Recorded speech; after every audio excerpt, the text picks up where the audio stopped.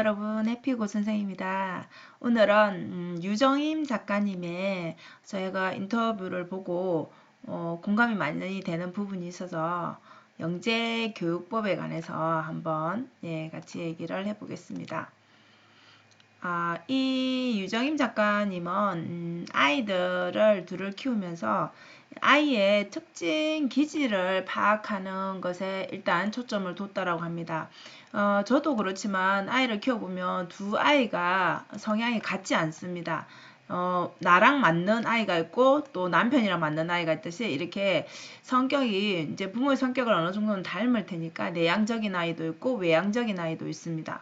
그래서 거기에 따라서 공부 방법 또한 좀 다르게 적용을 해야지 성격이 다른데 그냥 아이라는 자식이라는 이유만으로 똑같이 적용을 한다라면 이거는 공평하지 않는 거죠. 그렇기 때문에 그런 방법들 학원을 보낼 때도 마찬가지 이 아이의 공부하는 방법에서도 그렇게 꽂혀서 막 하는 아이가 있고 그 다음 정말 그렇게 하면 빡치는 아이가 있는 거죠. 그러면 거기에 따라서 달리 부모님이 적용을 할 줄 알아야 된다라는 거죠. 근데 우리 부모님의 욕심에 따라서 아이를 이제 평가하고 그 다음을 기대를 하게 되는 거죠.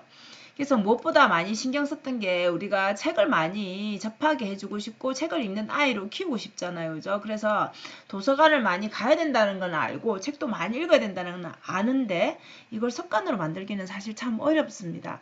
왜냐하면 이건 한두 번 만에 되는 것이 아니기 때문에 처음 어릴 때부터 책을 좀 좋아하면서 많이 이렇게 읽기도 하고 이렇게 호기심을 보이는 아이도 있는 반면에 책에 전혀 관심이 없는 아이도 있습니다.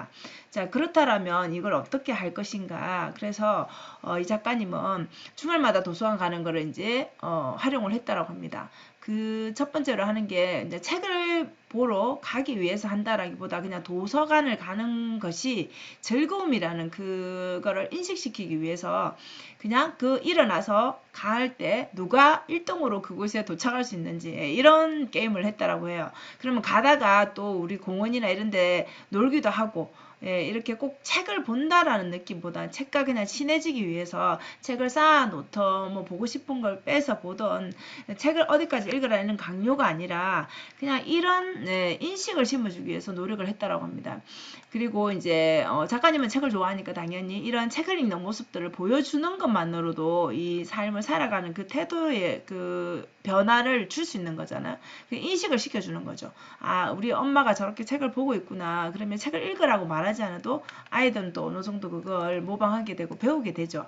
그래서 그런 것들을 적극 활용을 해서 이 태도 자체를 책과 친해질 수 있게끔 우리 책을 왜 좀 귀중하게 여기게 된다는 분들도 있지만 책을 막 사용했다라고 합니다. 여기 표현에 우리 책을 냄비 받침대로도 사용을 할 수 있잖아요. 그죠? 그런 것처럼 그냥 가까운 데 두고 그냥 내가 어느 순간 그냥 궁금한 게 있을 때 또 찾아볼 수도 있고 그 다음에 뭐 우리가 줄을 꺾어 볼 수도 있는 것처럼 책을 너무 어렵게 생각하지 말고 책을 읽는다는 그 강박을 없애기 위해서 좀 그런 쪽에 태도에 좀 집중을 하신 것 같아요. 제가 보기에는 이건 되게 좋은 것 같아요. 우리가 학교 다닐 때 작가님도 말씀하셨지만은 학교 다닐 때 막 몇 번 책 읽어봐라 하는 그런 것들이 사실 우리 앞에서 이 내성적인 아이들은 굉장히 그런 게 스트레스이거든요. 그래서 그런 것들에 대한 부담감을 주지 않는 게 굉장한 이 좋은 점이라고 생각합니다. 그래서 일단 태도가 중요하다라는 거.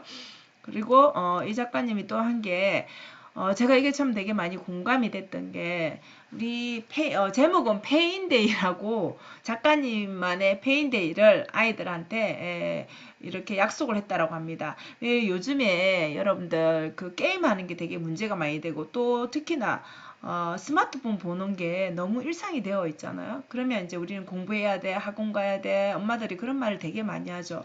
근데 이게 우리가 그 보상을 해준다는 것 자체가 그 하루에 일과를 다 마치고 나면 예를 들면 1시간에 뭐 게임 시간을 준다든지 아니면 시험이 끝나고 나면 어떤 게 있다든지 이런 것들에 대해서 약속을 하게 되면 아이들은 그거를 정확하게 기억하는데 심지어 시간을 적어 놓기까지 하는데 우리 이제 부모님들은 그거를 이제 그냥 소홀하게 지나가 버린다든지 무시해 버린다든지 이렇게 되면 약속을 깨는 거잖아요. 그죠? 그래서 이 약속에 대한 신뢰가 없으면 결국은 우리 아이들이 지금 제가 제목에서 쓴 것처럼 7살부터 17살이면 여러분들 고등학교 1학년이잖아요. 그죠?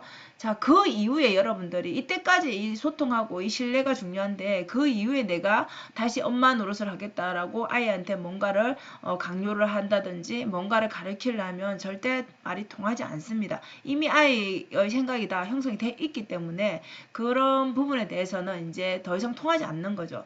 그래서 이 7세부터 17세까지 이 신뢰가 굉장히 중요한데 그래서 이 작가님이 실천한 게 이 페인데이라는 것입니다. 페인데이는 여러분들 이 말 그대로 제목 그대로 페인인 것처럼 네, 페인처럼 생활을 할 수 있는 그런 날을 주는 겁니다. 약속을 지켜주는 겁니다. 그럼 이때는 뭘 할 수 있냐? 자기가 하고 싶은 걸 할 수 있는 거예요. 종일 휴대폰을 봐도 되는 거고요. 밥을 안 먹고 뭐 아니면 뭐 시켜 먹고 이렇게 원하는 걸 그냥 하게 해주는 거예요. 그러면 학원을 심지어 안 가도 되는 거예요. 이렇게 마음껏 마음 놓고 자기가 하고 싶은 걸 할 수 있는 날. 물론 이거는 굉장히 부모님으로서 참기 힘들고 속이 터지는 그런 일일 수 있습니다.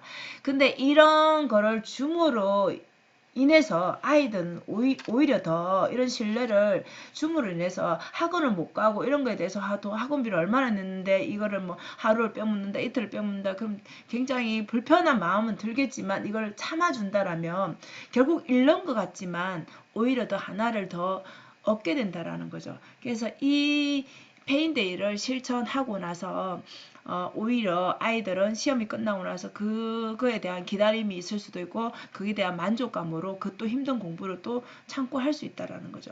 그래서 시간이 지나고 자식들이 성장한 다음에 어떤 부분에 대해서 공부나 이렇게 자라온 환경에 대해서 얘기를 할 때 이 페인데이가 괜찮았다라고 참 위안이 됐었다라고 얘기를 했다라고 합니다. 그래서 우리가 공부를 시키면서 교육을 시키면서 똑같이 적용할 수는 없겠지만 저는 이 부분은 맞는 것 같아요.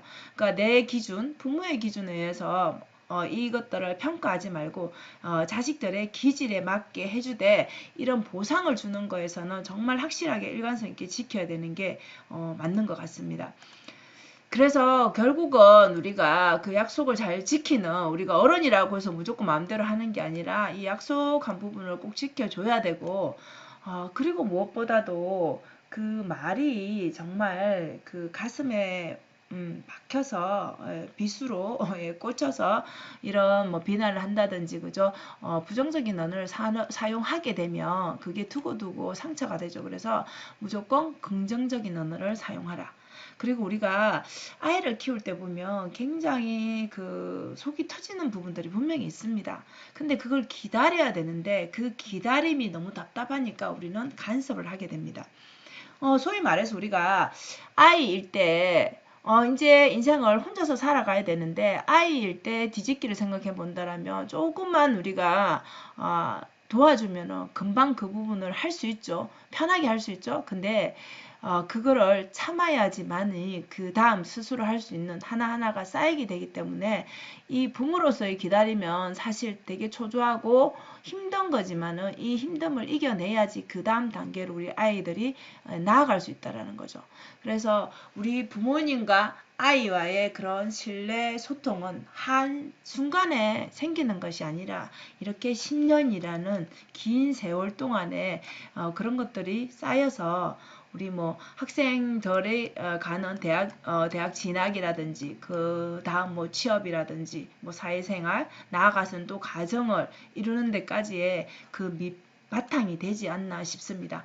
그런 것은 결국 총괄적으로 보면은 이 아이의 이 어떤 뭐 인성을 형성하는데도 결국 우리 부모님의 영향이 크다라는 거죠.